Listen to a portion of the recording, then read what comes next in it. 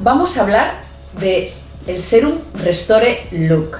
Es un serum muy especial. ¿Por qué? Porque es multitasking. ¿Qué significa esto? Que es un serum hidratante para la piel y además trata el contorno de ojos y las arrugas de expresión.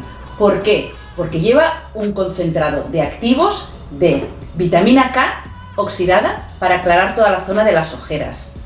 Péptidos X50, el dron cosmético, que tienen una acción neuromuscular, van suavizando las arrugas de expresión.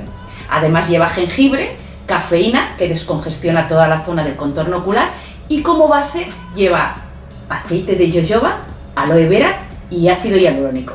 Así que todas las mañanas a nivel facial, como hidratante, si quieres un serum que sirva para todo, pero además, sobre todo, concentrado para trabajar arrugas de expresión, nuestras arrugas de expresión y el contorno de ojos. ¿Cómo debes aplicarte el producto?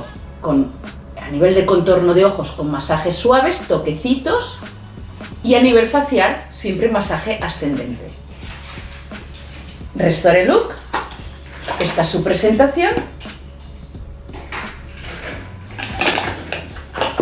Aplicando el serum conseguirás reducir arrugas de expresión, reducir ojeras, descongestionar las bolsas por retención de líquidos y mejorar el aspecto general de tu piel.